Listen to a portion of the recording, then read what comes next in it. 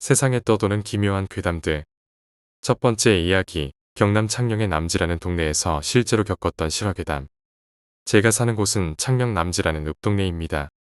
이곳 근처에는 낙동강이 흐르고 동네 주변에 물가가 많다 보니 귀신에 홀린 사람들이 적잖게 있습니다. 저와 제 어머니도 그런 경험을 한 적이 있죠. 오늘은 제가 겪은 이야기와 들은 이야기를 들려드릴까 합니다. 때는 제가 막 남지로 이사와 동네 구경에 재미를 붙였던 6살 때였습니다. 저희 친할머니께서 남지가 고향이라 할머니께서는 제 손을 잡고 동네를 돌아다니며 이웃과 인사도 하고 놀러도 가곤 하셨습니다. 그 시절엔 논밭에 가면 청개구리를 흔히 볼 수 있어 개구리 잡이하러 가는 것이 재미였죠. 그날은 소나기가 억수같이 내리던 날이었습니다. 개구리가 우는 소리에 못 참고 할머니를 깨우며 개구리 잡으러 가자고 졸랐습니다. 하지만 할머니께서는 오늘은 비가 많이 오니까 나가면 안 된다며 다시 주무셨습니다. 저는 할머니 말씀을 듣지 않고 몰래 우산을 들고 바깥으로 나왔습니다. 개구리를 잡을 생각에 들떠 논밭으로 향하던 중 어떤 누나가 저를 부르는 겁니다. 그때 저를 어떻게 불렀는지는 기억나지 않지만 어렴풋이 기억나는 대로 적자면 동자야, 동자야, 누이 손잡고 집에 가자. 이런 식이었던 것 같습니다. 그 누나는 단발머리에 허름한 흰옷을 입고 있었고 길바닥에 엎드려 있는 것처럼 보였습니다. 정확히 앉아 있는 건지 엎드려 있는 건지는 모르겠지만 올곧게 서 있지는 않았습니다.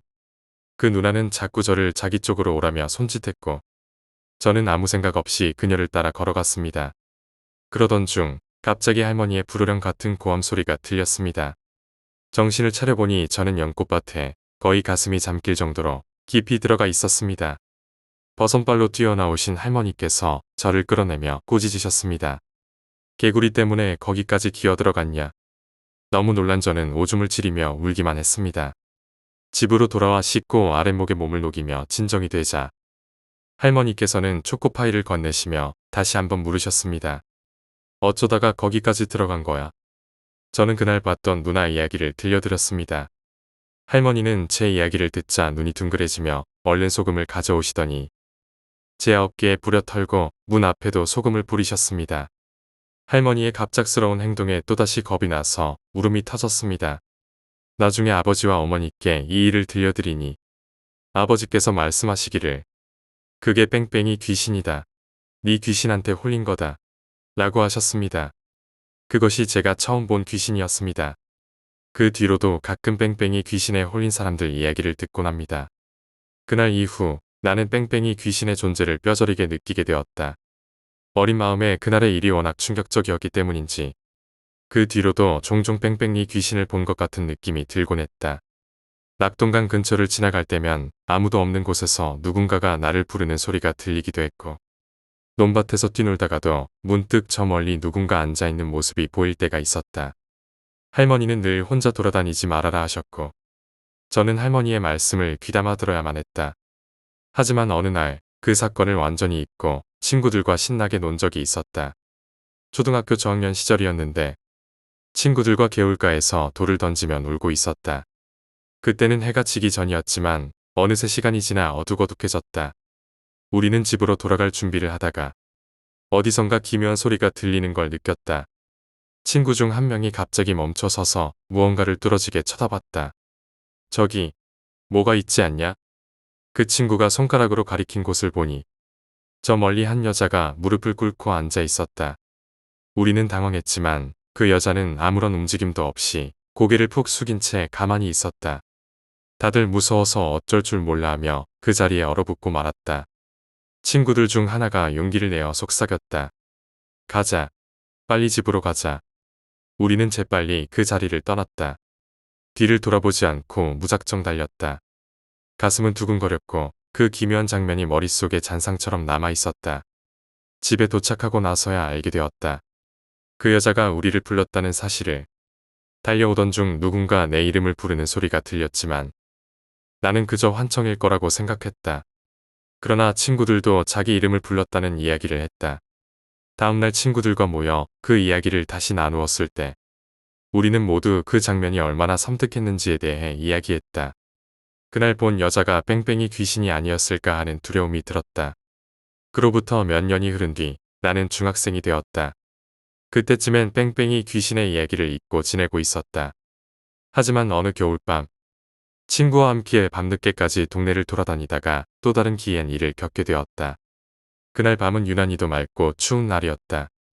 하늘엔 별이 총총하고 달빛이 밝게 비쳤지만 주변은 싸늘할 정도로 조용했다. 우리는 집에 돌아가는 길에 어느 집 담벼락 옆을 지나가게 되었다. 그런데 그 담벼락 옆에 누군가가 앉아 있었다.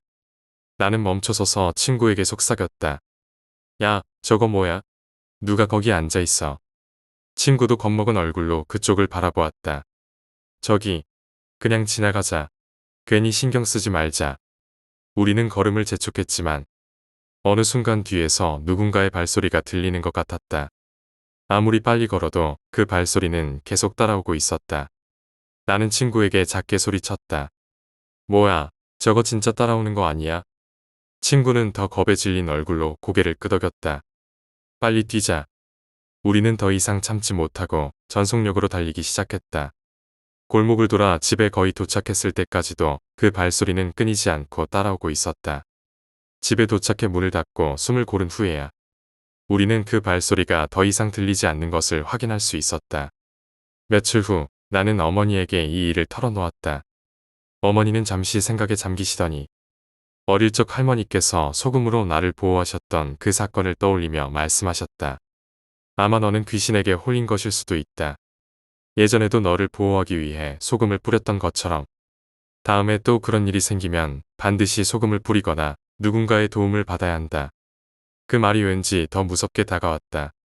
귀신에 홀리면 다시 현실로 돌아오는 게 쉽지 않을 것 같았다.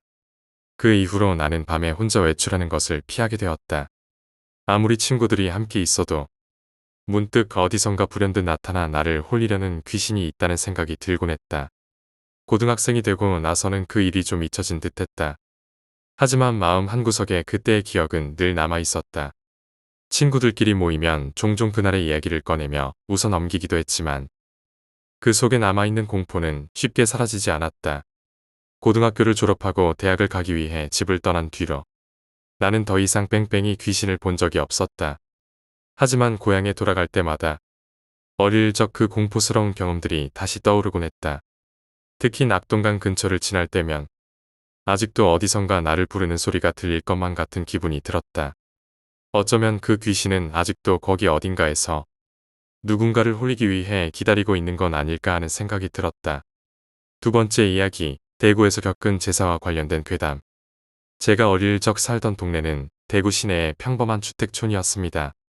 그곳은 언제나 고요하고 한적한 분위기였지만 마을 한가운데 작은 구멍가게가 하나 있었죠. 아이들이 학교에 가고 나면 가게 앞 평상에는 동네 아주머니들이 모여 서로 반찬을 나누고 수다를 떨며 하루를 보냈습니다. 가게 아주머니는 동네 사람들의 소소한 일상을 누구보다 잘 알고 계셨죠. 그러던 어느 몹시 더운 여름밤, 밤 11시쯤 되었을 때였습니다. 가게에는 손님도 없었고 아줌마는 장사를 마감하고 자리에 들어가려고 셔터를 내리려던 참이었습니다. 그런데 그때 뒤에서 누군가 아줌마에게 말을 걸었습니다. 아줌마, 얘랑 나한테 빵 하나, 우유 하나 주세요. 놀라서 뒤를 돌아본 아줌마는 곱게 머리를 빗어넘기고 비녀를 꽂은 백발의 할머니가 4~5살 정도 되어 보이는 어린 남자아이의 손을 잡고 서 있는 것을 보았습니다. 순간 깜짝 놀란 아줌마는 할머니와 아이를 살펴보았지만 어딘가 낯선 느낌이 들었습니다. 하지만 아줌마는 속으로 이들이 길을 지나던 사람들이려니 하며 말을 건넸습니다. 할머니, 여기 앉아서 천천히 잡수세요.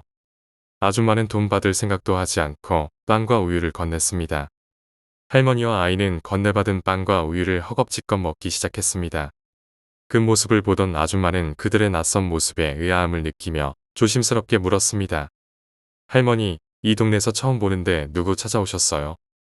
그러자 할머니는 잠시 뜸을 들이시더니 조용히 대답하셨습니다. 아들집 제사 때문에 왔는데 아들이 제사를 너무 일찍 해서 밥도 못 얻어먹고 배가 고파서 이거라도 먹고 가려고요. 그 말에 아줌마는 속으로 요즘 젊은 사람들 제사를 제대로 안 지내나 보네 하고 제사를 성의 없이 지내는 것이 안타깝다며 찝찝거리셨습니다. 그 후 할머니는 잘 먹고 갑니다. 라는 짧은 인사를 남기고 아이의 손을 잡고 골목길을 따라 걸어가셨습니다. 그런데 잠깐 한눈을 파는 사이 그들은 갑자기 사라지고 말았습니다. 아줌마는 어리둥절했지만 대수롭지 않게 생각하고 가게 셔터를 내리고 집으로 들어갔습니다. 다음 날 일정한 시간이 되자 평소처럼 동네 아줌마들이 하나둘 모이기 시작했습니다. 매일 만나도 새삼스러운 주제로 이야기를 나누던 그 자리에서 아줌마는 어젯밤 일에 대해 이야기를 꺼냈습니다. 요새 젊은 사람들은 제사 시간도 안 지키나 봐. 어제 가게 문 닫으려는데 어떤 할머니랑 꼬맹이가 와서 아들네 집에 제사 지내러 왔는데 너무 빨리 지내서 밥도 못 얻어먹고 우리 집에서 빵이랑 우유를 먹고 갔어. 그러자 옆에 있던 새댁이 깜짝 놀라며 아줌마를 바라보았습니다. 그 새댁이 떨리는 목소리로 물었습니다. 어제 본 그 할머니, 혹시 백발에 비녀 꽂은 모습 아니었어요? 아줌마는 놀라서 대답했습니다. 흰머리를 곱게 빗어넘기고 비녀를 꽂았던데 참 곱더라고. 새댁은 갑자기 덜덜 떨기 시작하더니 얼굴이 하얗게 질린 채 그 할머니가 우리 시어머니세요. 어제 우리 시어머니 제사였어요. 라고 말했습니다. 그 말을 듣고 주변은 순간 침묵에 빠졌습니다. 아줌마는 어리둥절해서 다시 물었습니다. 그럼 옆에 있던 꼬마는 누구야? 4~5살 정도 되어 보이던데.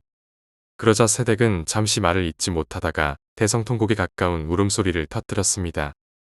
한참을 울고 난 뒤에야 그녀는 말을 이어갔습니다. 아이고, 그 아이는 우리 형님이에요. 어린 시절의 사고로 세상을 떠났어요. 그 시절로 돌아가셨나 보네요. 어머니, 정말 죄송해요. 미안합니다. 새댁은 연신 어머니와 형님께 사죄하며 울음을 멈추지 못했다고 합니다. 어머니와 형님이 배고픈 영혼으로 나타난 것은 아들의 성이 없는 제사 때문이었을까요? 그 후로 동네에는 그날 밤 구멍가게 아줌마가 목격한 이야기가 소문처럼 퍼져나갔습니다. 동네 어르신들은 아침마다 모일 때마다 이 이야기를 꺼내며 새댁의 시어머니와 어린 형님에 대해 얘기했고, 동네 사람들은 누군가의 조상들이 진짜 배가 고파 나타난 거라며 한동안 조상님 제사에 대해 다시금 신경 쓰기 시작했습니다. 특히 이 이야기를 들은 아주머니들은 매년 제사 때가 되면 제사를 일찍 지내야 하는 상황이라도 굶고 가실까봐 어찌나 걱정이 되는지 몰라 한 번 더 정성을 기울이기 시작했습니다. 하지만 시간이 지나며 이 괴담은 자연스레 사람들의 기억 속에서 희미해져 갔고, 언젠가부터는 그날의 일이 마치 전설처럼 잊혀지기 시작했습니다. 그러나 그 여름 이후 몇 년이 지나고 다시 동네 구멍가게에는 기묘한 일이 일어나기 시작했습니다. 이번에는 한밤중이 아닌 낮 시간대에 일어난 일이라서 더욱 이상하게 여겨졌습니다. 그날은 제사와는 전혀 상관없는 어느 평범한 날이었습니다. 구멍가게 아줌마는 낮 시간에 가게 안에서 물건을 정리하고 있었고, 가게 앞 평상에는 평소처럼 동네 아주머니들이 모여 수다를 떨고 있었습니다. 그런데 그날 오후 2시쯤 마치 한여름 폭염처럼 갑자기 가게 안이 뜨겁게 달아오르기 시작했습니다. 아줌마는 깜짝 놀라 냉장고 문이 제대로 닫혀 있지 않나 확인했지만 냉장고도 이상이 없었고 에어컨도 제대로 작동 중이었습니다. 그런데도 가게 안은 점점 더 덥고 답답해져 갔고 아줌마는 견디기 힘들 정도로 숨이 막혔습니다. 이상한 기운을 느낀 아줌마는 더 이상 가게 안에 있을 수가 없어서 밖으로 나와 평상에 앉아있는 아주머니들에게 가게 안이 너무 더워졌다고 하소연했습니다. 어머, 왜 그리 더워졌어요? 밖도 덥긴 한데 그래도 가게 안은 시원하지 않나요? 그때 한 아주머니가 놀란 표정으로 아줌마를 바라보며 물었습니다. 아줌마는 그 아주머니의 말을 듣고 고개를 갸우뚱했습니다. 이상하죠? 냉장고도 멀쩡하고 에어컨도 잘 나가는데 가게 안이 갑자기 불덩이처럼 뜨거워지더라니까. 그날 오후 가게 안의 온도는 한낮의 열기처럼 한동안 오르락내리락하며 이상한 기운이 맴돌았고, 이후로도 가끔씩 아무 이유 없이 가게 안이 더워지는 일이 반복되었습니다. 이상한 점은 그 뜨거운 열기가 찾아오는 날마다 비슷한 시간대에 한두 명의 손님들이 가게에 찾아와 할머니나 손자의 이야기 혹은 조상님의 제사에 대해 조심스럽게 묻고 가는 경우가 많았다는 것이었습니다. 그렇게 몇 달이 흐르고 겨울이 되자 이번에는 또 다른 일이 일어나기 시작했습니다. 한밤중에 자고 있던 가게 아줌마는 꿈속에서 기이한 장면을 보게 된 겁니다. 어느 낯선 집안에서 한 무리의 사람들이 모여 제사를 지내고 있는 장면이었습니다. 그런데 그 집의 분위기는 너무나 차갑고 어두거둑하며 사람들 모두가 무언가에 눌린 듯이 앉아 있었고, 아무도 목소리를 내지 않고 그저 묵묵히 제사 음식을 바라보는 모습이었습니다. 아줌마는 꿈속에서 그 제사에 참석한 듯한 느낌이 들었고, 마치 자신의 존재를 누군가에게 알리고 싶었지만 아무도 자신을 알아보지 못하는 답답함에 사로잡혔습니다. 그러다 갑자기 제사를 지내던 사람들이 모두 일어나더니 무언가를 찾듯이 고개를 돌리며 한쪽을 응시했습니다. 그들의 시선 끝에 놓인 것은 다름 아닌 구멍가게의 내부였습니다. 이 장면을 보고 놀라 잠에서 깬 아줌마는 이 꿈이 마치 진짜처럼 느껴져 몸서리쳤습니다. 그 후로도 가끔씩 같은 꿈이 반복되며 나타났고 매번 꿈속에서 가게 안을 응시하는 사람들의 모습은 점점 더 생생해지며 아줌마의 마음을 불안하게 했습니다. 그 후로 가게를 찾는 손님들 중에는 마치 어디론가 떠도는 듯한 낯선 노인들이나 아이를 데리고 온 사람들이 몇 번 더 보이기 시작했습니다. 대부분은 조용히 들어와 작은 빵이나 우유를 집어들고 가게 한쪽에서 말없이 먹고 떠나는 경우가 많았습니다. 그들은 돈을 내지도 않고 말도 거의 하지 않은 채 아줌마가 먼저 말을 걸어도 무언가 벽에 막힌 듯 서성거리다가 사라지는 경우가 많았습니다. 이 기묘한 손님들은 매년 제사철이 되면 꼭 어김없이 나타나며 어느 순간부터는 동네 사람들이 모두 이 가게를 조상님들이 들르는 가게라며 수군거렸습니다. 그래서인지 사람들은 가게에 들어올 때마다 조용히 인사를 하거나 가게 구석에 놓인 조상님들 차림에 액자를 한 번씩 바라보고 가기도 했습니다. 가게 아줌마는 처음에는 이러한 일들이 두렵기도 하고 이해가 가지 않았지만 시간이 지남에 따라 자연스럽게 받아들이게 되었습니다. 어쩌면 조상님들이 제사나 명절에 찾아오는 마지막 기착지 같은 장소로 이 가게를 선택한 것이 아닐까 하는 생각도 들었습니다. 또한 동네 아주머니들과 이야기하다 보니 비슷한 경험을 한 이웃도 있었습니다. 한 아주머니는 명절 전날 꿈속에서 돌아가신 아버지가 빵 하나와 물 한 잔을 들고 허겁지겁 먹는 모습을 보았다고 했습니다. 그 아주머니는 그 꿈을 계기로 그해 명절부터 조상님들께 더욱 정성껏 제사를 지내게 되었다고 합니다. 구멍가게의 이야기는 대구의 여름날로부터 시작된 괴담으로 이후로도 계속해서 전해졌고 그 가게가 조상님들이 찾아오는 장소라는 소문은 주변 마을에까지 퍼지게 되었습니다. 이후 세월이 흘러 구멍가게는 다른 용도로 바뀌었지만 이전 가게 자리에 대한 기억은 여전히 남아 지나가던 사람들 사이에서 간혹 옛날 이야기를 꺼내며 조상님과 제사에 대한 이야기를 전하는 사람도 있었다고 합니다. 세 번째 이야기, 천도제. 결혼 4년 차인 나는 부모님을 모시고 아내와 함께 살고 있다. 작년 4월 어느 날 나는 3일 동안 같은 꿈을 반복해서 꾸게 되었다. 꿈속에서 온 가족이 모여 저녁을 먹고 있었는데 밥을 먹다 보니 어느 순간 주위엔 아무도 없이 혼자 남아 있었다. 다들 어디 갔지? 하고 두리번거리던 중 내 옆에 앉아있는 두 아이를 보게 되었다. 한 아이는 매우 친숙한 느낌이었지만 다른 아이는 무척 낯설게 느껴졌다. 그 아이들을 보고 내가 물었다. 너희는 누군데 여기서 밥을 먹고 있니? 그러자 친숙한 느낌의 아이가 내게 답했다. 아빠, 왜 그래요? 그 말을 듣고 나니 꿈속이지만 정말 내 아이 같다는 느낌이 들었다. 그래서 낯선 아이에게 다시 물었다. 넌 누구니? 그러나 그 아이는 아무 말도 하지 않고 나를 바라보기만 했다. 나는 다시 한번 물었다. 넌 누군데 이러고 있니? 부모님은 안 계시니? 그러자 그 아이가 나지막이 말했다. 배가 고파요. 배가 고파요. 그 말을 듣고 나는 그 아이에게 집에 가서 밥을 달라고 하라고 하면서 보내려고 했다. 하지만 그 아이는 내 얼굴을 뚫어지게 바라보며 말없이 서 있었다. 그 눈빛이 어찌나 무섭던지 놀라서 잠에서 깨어났다. 아침이 되어 꿈 이야기를 부모님께 전했다. 열렬한 불교 신자인 어머니는 스님에게 이 꿈 이야기를 전하셨다. 여기서 3년 전으로 돌아가 본다. 그때 아내는 아이를 임신했었다. 우리는 그러나 해서는 안 될 결정을 하고 말았다. 아내의 뱃속에 있는 아이의 태명은 까꿍이었고 임신 7개월째 정밀 검사를 받게 되었다. 검사 결과 아이는 한쪽 신장이 없는 상태였다. 지금 생각해보면 그렇게 결정해서는 안 됐던 일이지만 당시 우리는 큰 충격을 받았다. 넉넉하지 않은 형편에 나중을 생각해 아이를 보내기로 했다. 그 이후로 여러 번 유산을 겪었고 여전히 나에게는 아이가 없다. 다시 작년으로 돌아와서 스님께서 하시는 말씀이 그 아이가 저승으로 가지 못하고 이승을 떠돈다고 하셨다. 그 말씀을 듣고 마음이 아팠고 그때의 상처가 다시 도지는 듯했다. 스님께 어떻게 해야 하냐고 물었고 스님은 천도제를 지내야 한다고 하셨다. 며칠 후 아버지께서 꿈을 꾸셨다. 꿈속에 돌아가신 할아버지께서 나오셔서 아버지를 꾸짖으셨다고 한다. 네가 손주를 봐. 댁도 없다. 택도 없지. 어디 네가 손주를 본단 말이냐? 하며 호통을 치셨다. 그 말을 듣고 나는 어떻게든 그 한을 풀어주고자 천도제를 지내기로 결심했다. 49일에 걸친 천도제 중 45일째 되는 날 나는 다시 꿈을 꾸었다. 다시 처음에 그 꿈이었다. 상황도 똑같았다. 낯선 그 아이에게 나는 물었다. 넌 누군데 이러고 있니? 부모님 안 계시니? 그러자 아이가 말했다. 아빠, 나 이거만 먹고 갈게. 순간 꿈속이었지만 마음이 뭉클해졌고 눈물이 흘러내리는 것을 느꼈다. 그래, 아빠가 미안해. 라는 말을 하며 나는 꿈에서 깨어났다. 그 꿈 이야기를 아내에게 전해주었더니 아내는 크지 않은 눈을 동그랗게 뜨며 말했다. 나도 똑같은 꿈을 꿨어. 그 말을 듣고 우리는 부둥켜 안고 한참을 함께 울었다. 천도제를 지낸 후에도 나는 여전히 아이의 꿈이 떠오를 때마다 마음 한구석이 먹먹해졌다. 내가 그 아이에게 해줄 수 있는 것이 그저 천도제뿐이었다는 생각에 후회가 밀려왔다.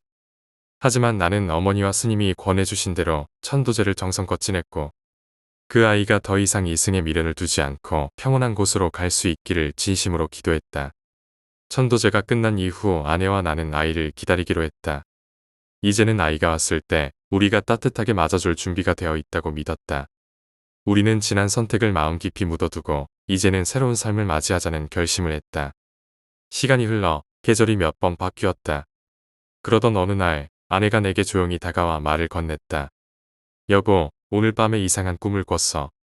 아내의 표정에는 혼란과 불안이 서려 있었다. 나는 아내의 손을 꼭 잡으며 물었다. 무슨 꿈이었어? 괜찮아, 말해봐. 아내는 꿈속에서 만난 두 아이를 얘기했다.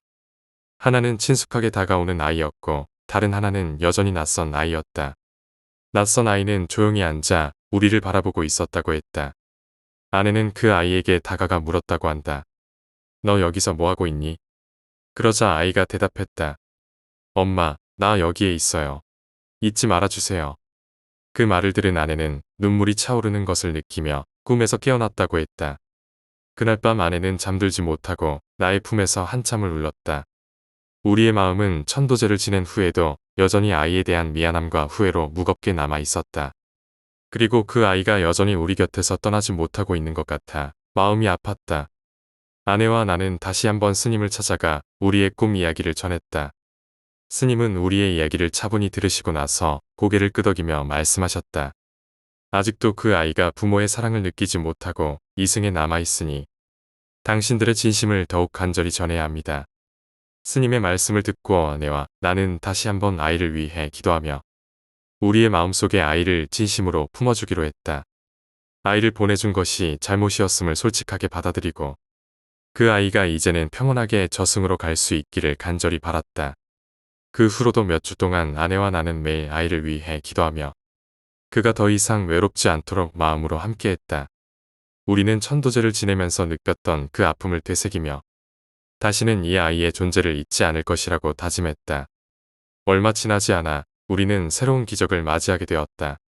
어느 날 아내가 조용히 내게 다가와서 말했다. 여보, 나 임신했어.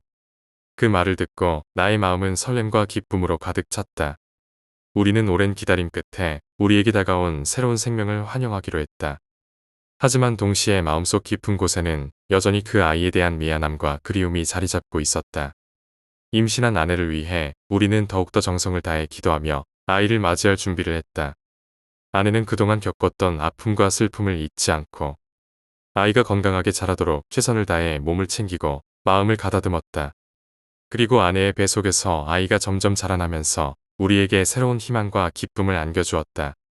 매일 밤 우리는 아내의 배에 손을 얹고 아이에게 이야기를 들려주었다. 그 아이에게 미안함과 감사함을 전하며 이제는 건강하고 행복한 삶을 함께하자고 약속했다. 마침내 아이가 태어나는 날이 다가왔다. 우리는 그날을 간절히 기다렸고 아이가 태어난 순간을 상상하며 하루하루를 보냈다. 그리고 그날 우리에게 새로운 기적이 찾아왔다. 아이가 세상에 나오던 순간 나는 그 모습을 보고서 눈물이 흘렀다. 아이를 처음 품에 안았을 때 그 무게와 따뜻함이 너무나도 소중하게 느껴졌다. 아내는 아이의 작은 손을 잡으며 나지막이 속삭였다. 이제 엄마 아빠 곁에 있어줘서 고마워. 우리는 그날 아이를 품에 안고 함께 미소 지으며 한참을 울렀다. 그리고 마음속으로는 그 아이에게 고개 숙여 말했다. 미안하다. 그리고 고맙다. 이제 아이가 태어나고 우리는 새로운 시작을 맞이했다.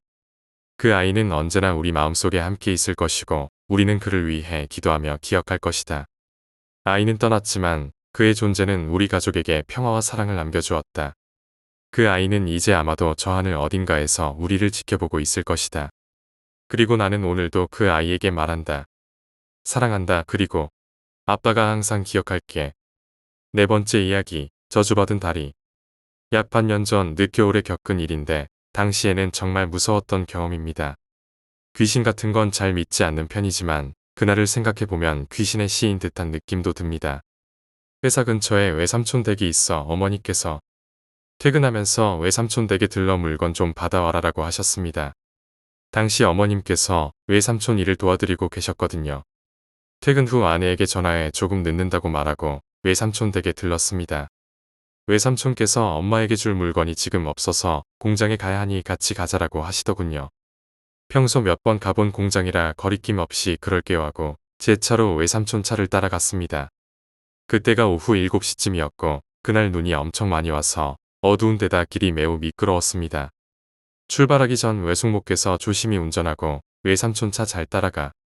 길에 눈이 쌓여서 논두렁이 잘 안 보이니까 빠질 수 있어라고 당부하셨습니다. 큰 대로변을 지나 마을길로 들어섰는데 갑자기 시동이 꺼졌습니다.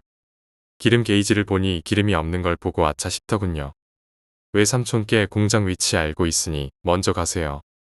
보험 부르고 기름 넣고 곧 따라갈게요라고 말씀드리고 외삼촌을 먼저 보냈습니다. 그런데 이상하게도 전화를 걸려고 하자 전화가 먹통이었습니다. 제가 아이폰을 사용하는데 탈옥한 상태라 가끔 다운되기도 했습니다. 그래서 그런가 보다 하고 강제 재부팅을 여러 번 했지만 계속 먹통이었죠. 5회 정도 재부팅을 시도하니 겨우 켜졌는데 이번에는 신호가 잡히지 않는 겁니다. 통화권 이탈 표시만 나왔고요. 산속이라 그런가 보다 하고 눈 맞으며 한참 걸어가다 보니 민가가 보였고 그쯤 가니 신호가 갑자기 잘 터지기 시작했습니다. 신기하게도 안테나가 하나씩 늘어나는 게 아니라 삼거리를 경계로 제가 오던 길은 통화권 이탈, 삼거리 지나 민가 아픈 신호가 빵빵하더군요. 이상하게 생각했지만 눈도 오고 추운 데다 외삼촌을 따라가 해서 보험회사에 전화한 뒤 기다리기로 했습니다. 차로 돌아와 보니 여전히 통화권 이탈 상태였습니다. 약 10분, 20분 차에서 기다리는데 어느 집에서 시킨 치킨 배달차가 옆을 지나가더군요.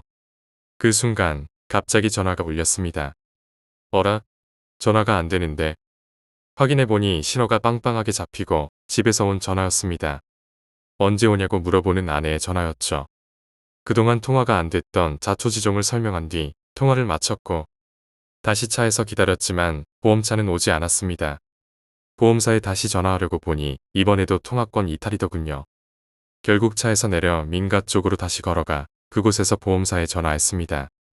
담당 기사님 전화번호를 받아 전화해 보니 기사님이 근처에서 계속 찾았지만 고객님 차량이 보이지 않아 전화드렸는데 전화 연결이 안 되더라고요 라고 하셨습니다. 추워서 화도 나지 않아 땡땡거리 앞에 있어요. 차에서는 전화가 안 되니 여기 가로등 아래서 기다릴게요 라고 말하고 기다리기로 했습니다. 한참 후 기사님이 도착해 차로 돌아갔는데 그제야 전화가 잘 터지더군요. 왜 이러지? 누구만 오면 전화가 잘 되고 통화가 되다 안 되다 반복하네. 저주받은 몸인가? 보험 기사님이 기름을 넣어주셨는데 기사님께서 어라 기름이 아예 바닥은 아니네요. 소리로 봐선 좀 남아있는 것 같아요. 라고 하셨습니다. 기름을 넣고 시동을 걸어보니 아무 문제 없이 잘 걸렸습니다. 그렇게 인사드리고 차에서 몸을 녹이며 보험차가 가는 걸 보고 있는데 그 차량이 삼거리를 지나 좌회전하자마자 갑자기 제 차가 푸득거리며 시동이 꺼졌습니다. 이게 왜 이러지? 시동을 걸어보려 했지만 결국 배터리까지 방전되어 먹통이 되었습니다. 다시 보험을 부르려고 전화를 보니 통화권 이탈 표시.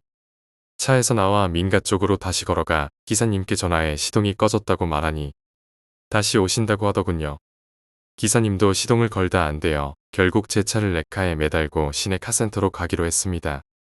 레카에 매달려 시내로 들어와 혹시나 하는 마음에 시동을 걸어보니 단 한 번의 시동이 걸리고 주유 게이지도 미세하게 움직였습니다. 기사님께서 이상하네요. 분명 방전이었고 시동도 안 걸렸는데 이렇게 시내에 오자마자 잘 걸리다니 라며 고개를 갸웃하셨습니다. 이상한 기분이 들었지만 레카에서 차를 내린 후 부모님과 외삼촌께 상황을 설명했습니다. 외숙모께서 그냥 아무 말 말고 빨리 집에 가서 자라. 오늘은 되도록 운전하지 말고 밖에 나가지 말아라. 라고 하셨습니다. 다음 날 외숙모께 전화가 와서는 너 어제 어디 삼거리 지나가다 시동 안 걸린 거 맞지? 라고 물으셨습니다. 네, 맞아요. 거기 혹시 다리 못 봤니? 네, 못 봤는데요. 외숙모께서 말씀하시길 확실하진 않은데 오래전에 그 다리에서 버스가 떨어졌어. 높지 않은 다리인데도 많은 사람이 다치고 죽었지. 그 이후로 거기서 자잘한 사고가 많다. 그러니 앞으로는 그쪽으로 가지 말아라. 통화를 마치고 곰곰이 생각해보니 그곳에서 내가 다리를 전혀 인식하지 못했다는 점이 섬뜩했습니다. 며칠 후 회사 점심시간에 그곳을 낮에 다시 찾아갔습니다. 차를 세웠던 곳이 다리 위였더군요. 다리가 낮고 난간도 없는 시멘트 마을 다리라. 밤에 차를 세워놓고 몇 번이나 주변을 오갔음에도 다리라는 인식이 전혀 없었습니다. 게다가 전화도 끊기다 사람만 지나가면 잠깐 터지고 보험기사님이 첫 방문 때 나를 보지 못하고 지나치신 것도 이해되지 않았습니다. 그곳은 시골 외진 곳의 길도 하나뿐이라 지나칠 수 없는 곳이었는데도요. 또한 시동이 잘 걸리다 기사님이 삼거리를 지나자마자 꺼진 일, 카센터에 오자마자 다시 시동이 걸린 일 등 그날의 일은 지금 생각해도 정말 소름이 돋고 무섭습니다. 그날 이후 나는 그 다리를 지나가지 않기로 결심했지만 여전히 그날의 기억은 잊히지 않았다. 매일 밤 시동이 꺼지고 신호가 사라지던 순간들이 마치 꿈처럼 떠올랐다. 아무리 생각해도 설명이 되지 않는 일들이었기에 나는 답답한 마음을 달랠 길이 없었다. 며칠이 지나고 나서도 나는 그 길에 대해 계속 생각하게 되었다. 도대체 무엇이 그 길을 저주받은 장소로 만든 걸까? 외숙모께서 말씀하신 그 버스 사고 때문일까? 아니면 다른 이유가 있는 걸까? 그러다 문득 떠오른 생각이 있었다. 내가 그 다리에서 느꼈던 이상한 기운과 사람만 나타나면 신호가 터지는 묘한 현상이 단순히 우연일까? 이런 질문이 머릿속을 가득 채웠고 그날을 잊기 위해서라도 그 장소에 대해 알아봐야겠다는 생각이 들었다. 나는 시간을 내어 해당 지역에 대한 정보를 찾아보기로 했다. 그 다리가 위치한 곳은 원래부터 외딴 시골 마을이었으며 마을 주민들의 대부분은 농사를 짓고 살고 있었다. 그 마을에서 오랫동안 큰 사건은 없었다고 전해졌지만 문제가 된 그 다리 주변에서는 크고 작은 사고가 많았다. 사고의 시작은 외숙모께서 말씀하셨던 그 버스 사고였다. 당시 다리의 높이는 낮았으나 눈길에 미끄러져 버스가 다리에서 떨어지는 참극이 벌어졌다고 한다. 다리 아래는 물이 깊지 않았는데도 다수의 승객이 다치거나 생명을 잃은 비극적인 사고였다. 하지만 버스 사고 이후에도 해당 다리에서는 자잘한 사고가 끊이지 않았다. 가끔씩 그곳을 지나던 운전자들이 시동이 꺼지거나 차량이 이유 없이 멈추는 일이 반복되었다고 했다. 나는 이 정보를 모으면서 그 다리 주변에 무언가 잘못된 것이 있을지도 모른다는 불안감을 느꼈다. 하지만 이를 설명할 만한 확실한 증거는 없었다. 그날 저녁 나는 친구와 술 한잔을 나누며 이 이야기를 꺼냈다. 귀신 같은 건 전혀 믿지 않던 친구였지만 내가 겪은 이야기를 듣고는 그의 표정이 어두워졌다. 혹시 너 귀신 붙은 거 아니야? 그는 반쯤 농담 섞인 말로 나를 놀렸지만 나 자신조차 그 가능성을 배제할 수 없었다. 분명 나는 그 다리 위에서 뭔가 이상한 기운을 느꼈고 전화와 시동 문제 등 일반적인 설명으로는 이해되지 않는 현상들이 있었다. 다음 날 나는 회사 근처에 있는 작은 서점을 찾았다. 심령현상이나 미신에 관한 책들을 찾아보려는 생각이었다. 책장 한 구석에 먼지가 쌓인 채로 방치된 듯한 책들이 꽂혀 있었고 나는 그중 몇 권을 골라 읽어 내려갔다. 한 책에서는 영혼이 떠돌며 특정 장소에 영향을 미칠 수 있다고 설명하고 있었다. 특히 큰 충격이나 사고로 생을 마감한 이들의 영혼은 그 자리에 머무르며 때때로 이상한 현상을 일으킨다고도 했다. 버스 사고 이후에 다리에서 발생한 이상한 일들도 이와 관련이 있을까? 이런 생각이 들자 그 다리의 기억이 더욱 소름 끼치게 느껴졌다. 시간이 흘러 밤이 되자 나는 집으로 돌아가는 길에 다시 한번 그 다리를 떠올렸다. 그 다리가 사람들을 잡아먹는 저주받은 장소라는 생각이 지워지지 않았다. 결국 나는 그 길에 대한 두려움과 불안을 없애기 위해 그곳을 직접 확인해 보기로 결심했다. 어느 주말 나는 다시 그 다리를 찾아갔다. 이번에는 대낮이었고 눈이 내리던 겨울날과 달리 맑은 하늘이 펼쳐져 있었다. 하지만 다리에 가까워질수록 나도 모르게 가슴이 두근거렸고 그날 밤의 기억이 선명하게 되살아났다.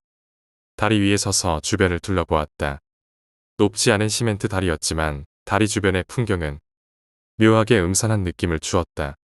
내 차를 다리 한가운데 세워두고 나는 주변을 천천히 살피기 시작했다. 혹시라도 나는 조용히 한숨을 내쉬며 주위를 둘러봤다. 사람도 차도 전혀 없는 고요한 길. 그리고 흐르는 물소리만이 다리 아래서 들려왔다. 그 순간 갑자기 등 뒤에서 싸늘한 기운이 느껴졌다. 뒤를 돌아보았지만 아무도 없었다. 그런데도 마치 누군가가 나를 보고 있는 듯한 느낌이 들었다. 그날 밤처럼 전화기를 꺼내 안테나를 확인해 보았다. 역시나 신호는 통화권 이탈 상태였다. 이상한 일이었다. 내가 무심코 다리에 난간에 손을 올리자 온몸에 소름이 돋는 차가운 기운이 흘러들어왔다.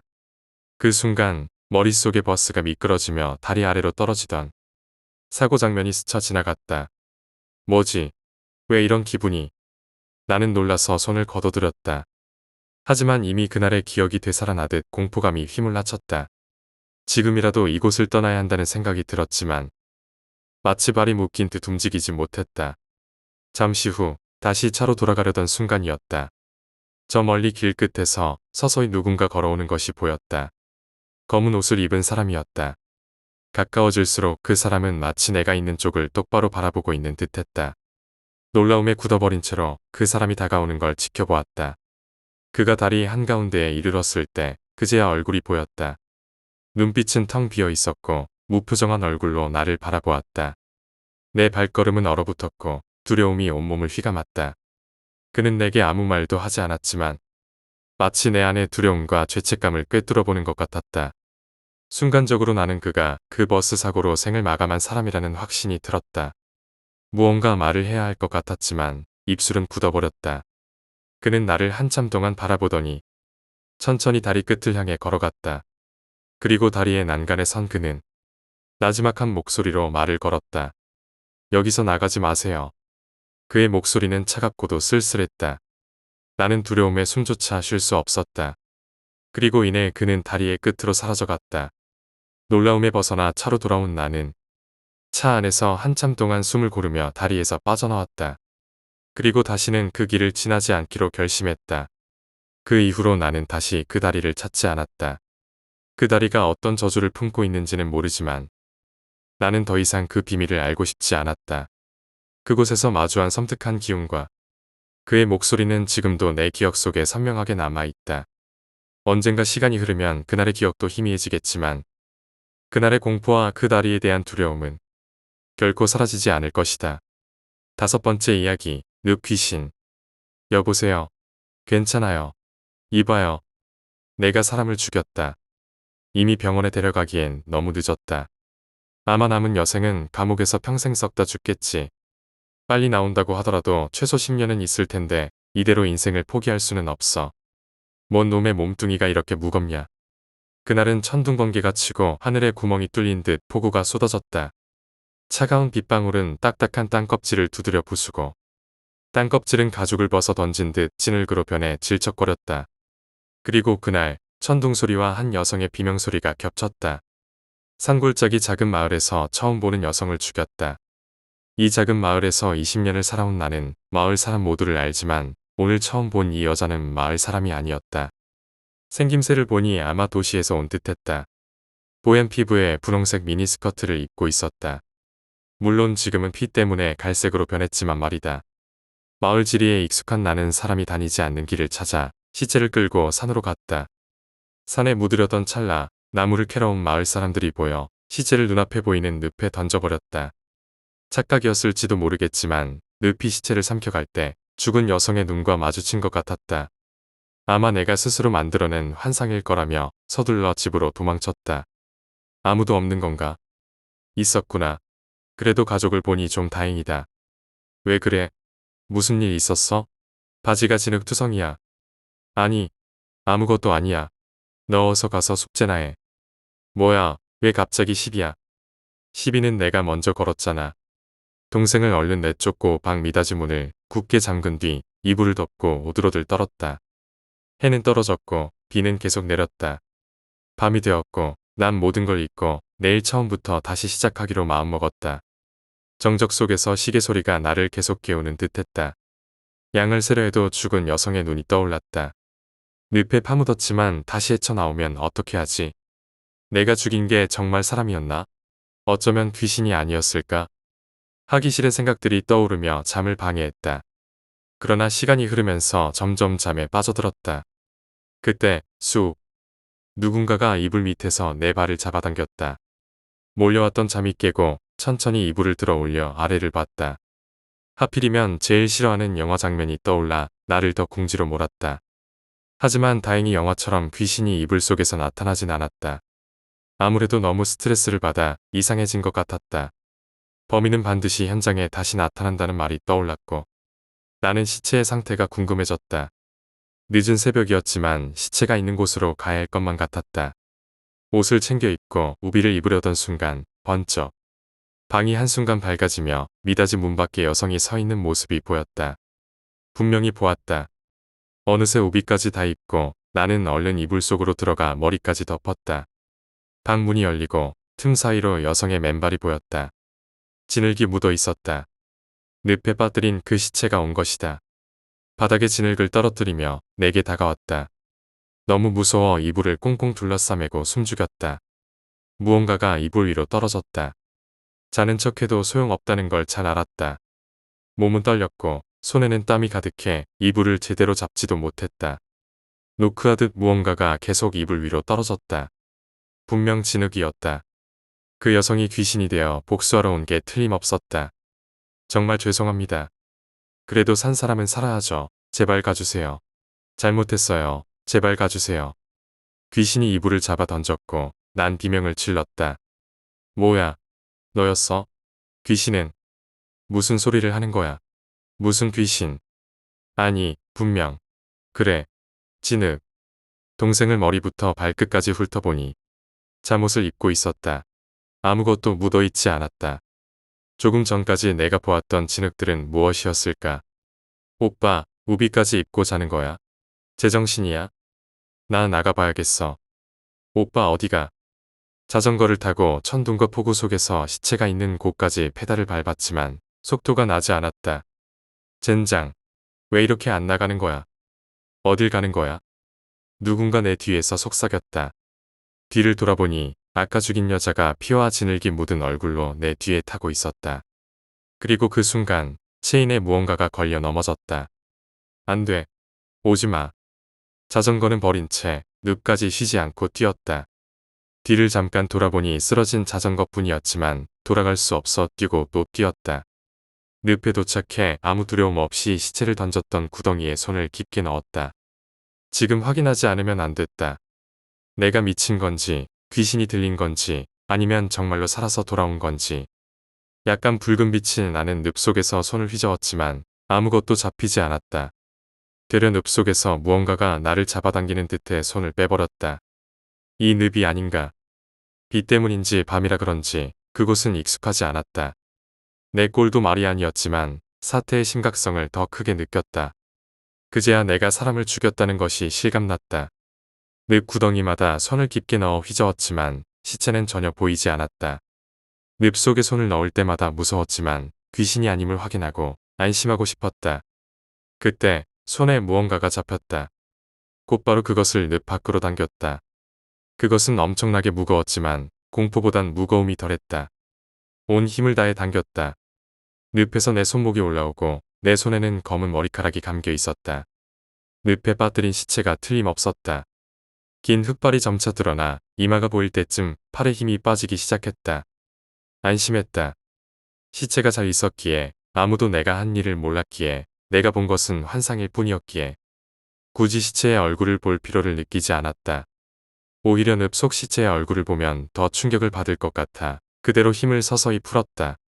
눈썹까지 보였던 여성의 얼굴이 다시 잠기기 시작할 때 나는 보았다. 이마에 난 흉터를 내 여동생의 흉터와 같았다. 흉터를 보자마자 마치 사막에서 오아시스를 파내듯 진흙을 파냈다. 손에 감긴 머리카락을 놓지 않고 나는 두 다리를 늪에 빠뜨리며 시체를 잡아당겼다. 시체를 잡아 밀어낼수록 나는 늪 속에 더 깊이 잠겨갔지만 멈출 수 없었다. 서서히 동생의 얼굴이 보였다. 이마에 난 흉터, 눈에는 진흙이 가득 찼지만 분명 여동생이었다. 동생의 코와 입, 얼굴이 드러났고 난 더 필사적으로 동생을 밀어냈다.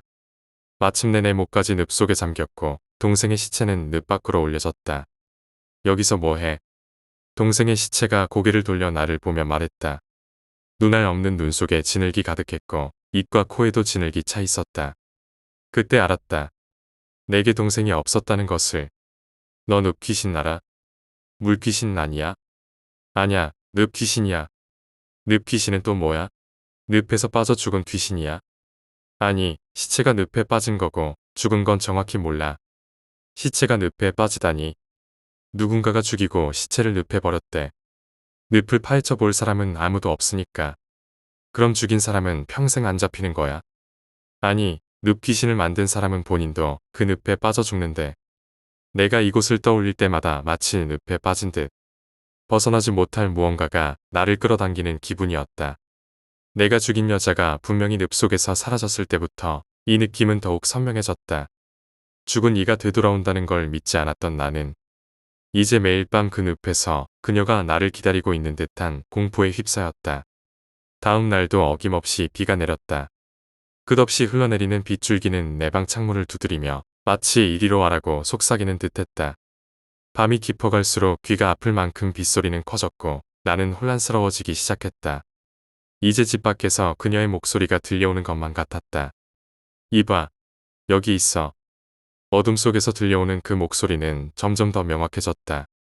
마치 누구라도 알 수 있을 정도로 분명한 소리로 집 안에 울려 퍼졌다.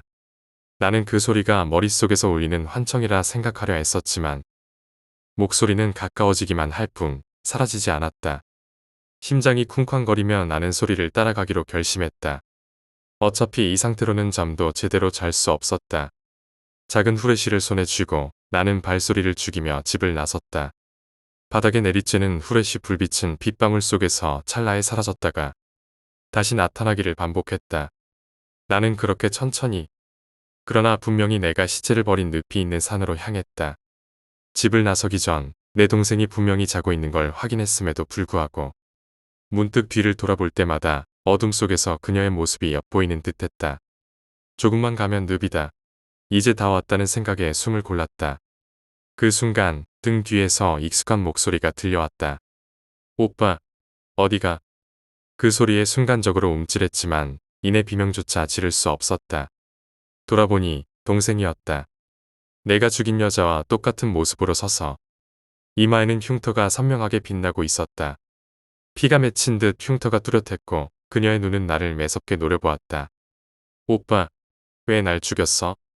나는 비명을 지르려 했지만 목이 메어 소리가 나오지 않았다. 그저 공포에 휩싸여 뒷걸음질 칠 뿐이었다. 그녀는 천천히 나를 향해 걸어오기 시작했다. 한 발자국, 한 발자국 내게 다가올 때마다 주변의 늪이 깊고 검게 변해갔다. 그리고 그녀가 발을 딛는 곳마다 진흙이 기괴하게 뒤틀리며 뱃속에서 우러나오는 뭔가 알 수 없는 소리를 냈다. 왜 아무 말도 못해? 내가 무섭니? 그녀의 목소리는 어느새 서늘한 울림이 되어 내 귀에 박혔다. 내 발은 진흙에 깊게 빠져 움직이지 않았다. 온몸이 얼어붙어 그녀를 피할 수 없었다. 그때 그녀는 내 앞에 멈춰 섰다. 이제 내 이야기를 들어야 해. 나는 그녀가 무슨 말을 하는지 몰랐지만 그녀는 나지막이 미소를 짓고 입을 열었다. 너와 나 그리고 이 늪에 갇힌 모든 자들은 같은 운명에 묶여 있어. 이제 내 차례야. 그녀는 더 이상 말을 하지 않았다. 그저 나를 향해 손을 내밀었고 나는 무언가에 홀린 듯 그 손을 잡았다. 갑자기 늪이 더 깊어지며 내 몸은 늪 아래로 서서히 끌려갔다. 내 발목을 꽉 잡은 그녀의 손은 결코 놓아주지 않았다. 물속에서 그녀는 내게 끊임없이 속삭였다. 우린 함께야. 넌 여기서 영원히 나와 함께할 거야. 그녀의 목소리는 점점 더 어둠 속에서 깊이 울려 퍼졌다. 늪에 파묻히며 나는 더 이상 도망칠 수도 없었다. 한숨처럼 퍼져나가는 그녀의 속삭임은 이제 내 머릿속을 지배했고 나는 눈을 감고 모든 것이 끝나기를 바랐다. 그러나 마지막 순간까지도 그녀의 목소리는 내 귓가를 떠나지 않았다. 그날 밤 나는 더 깊은 어둠 속으로 빠져들어갔다.